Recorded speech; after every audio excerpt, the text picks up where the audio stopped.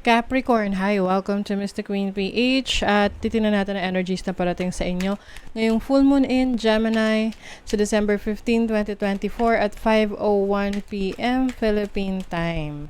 Ayan, if you're interested in private readings, meron tayong link sa description at sa pinned comment, pakicheck nyo lang information kung paano mag-book for a private reading. And please subscribe to this channel to show your support, like, share this video at mag-comment na rin kayo kung naka-resonate kayo. So, this reading ay maaring mas maka-resonate sa mga Capricorn rising. Okay. Let's see, for you Capricorn, itong full moon in Gemini is happening in your 6th house. 6th house is about your daily routine, yung trabaho mo, kung paano mo ginagawa ang pang-araw-araw. No? Ano yung mga gawain mo sa pang-araw-araw? Maaring yung iba sa inyo, meron kayong bibitawan na routine na sa tingin nyo is hindi na applicable sa sitwasyon nyo ngayon. So, example, dati madalas ka mag-jogging. Oo, kaya lang, mag-jogging sa umaga. Kaya lang kaya lang naging busy ka na at pwedeng ini-reschedule mo na yan sa ibang araw. Or sa ibang time of the day, pwedeng sa gabi ka na magja-jogging, ganyan. So, some changes when it comes to your day-to-day activities. Yung iba naman, maaring may kinalaman to sa kalusugan nyo kasi 6th house is about your health, your well-being. So, you may have been experiencing some challenges sa kalusugan nyo, especially related sa mental health, okay? So, yung iba, you might experience, yung parang, some of you may experience depression or anxiety. Yung iba, may mga sleepless nights kasi itong 12th house is your sleep, no? Yung tulog mo rin. And it has meron siyang challenging aspect sa iyong 6th house, which is yung kalusugan mo.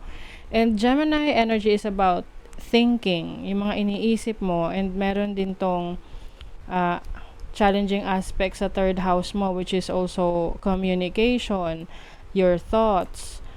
So, maaring during this period, you may experience na sleepless nights or parang, ayun nga, hirap ka matulog, kaya mas maganda na ma-manage mo yung sleeping habits mo. Kasi baka magtagal pa yan na ganyan yung tulog, no?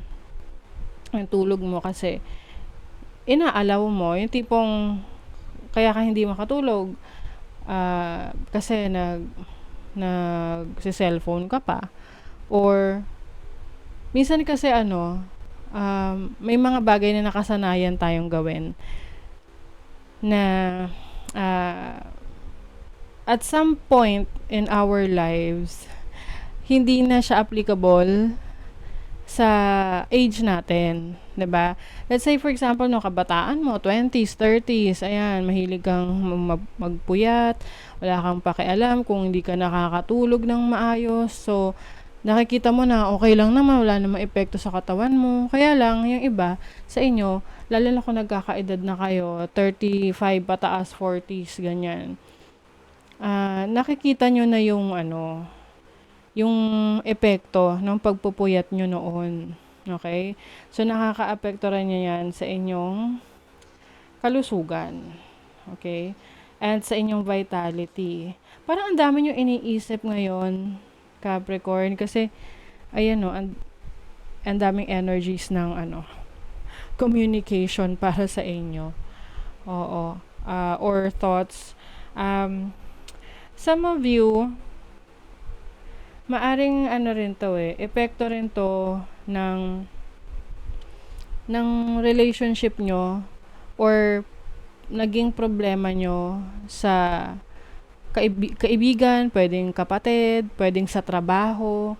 You may be in a career or a business na masyadong demanding ng oras at panahon ninyo.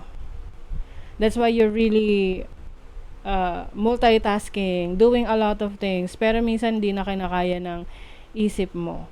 'Di ba? Yung computer nga kapag madaming naka-open na mga tabs or mga programs, 'di ba naghahang 'yan?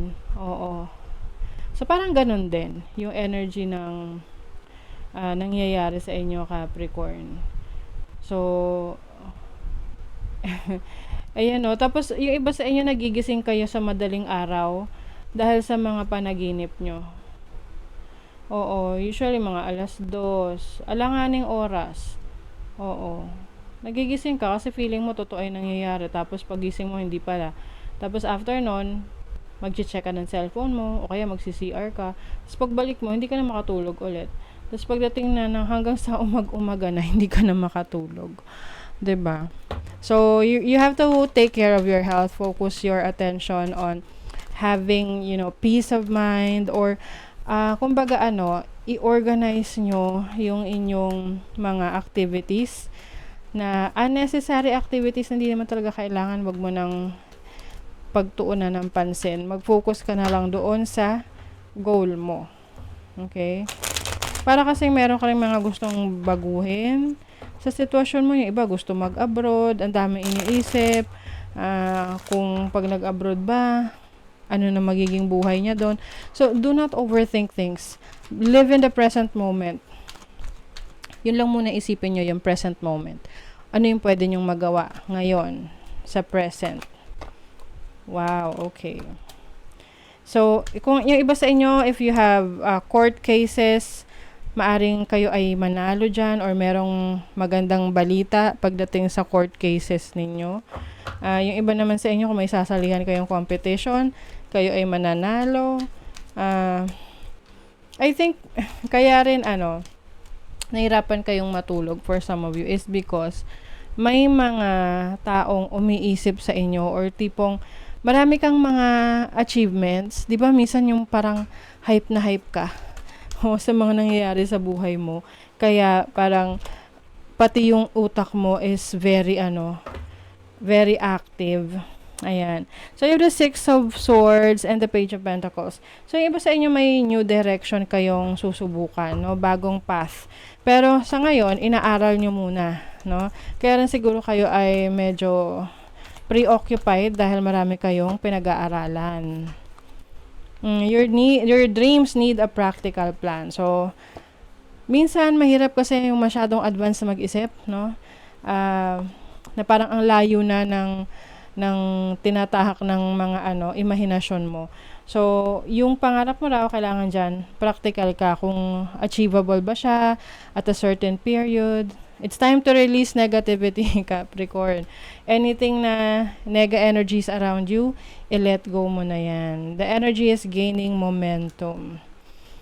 So, I think, kailangan mo rito i-transmute yung energy mo into something positive. Any negative energies, i-transmute mo sa something positive para hindi rin siya makadagdag ng clutter sa iniisip mo or gulo sa iniisip mo.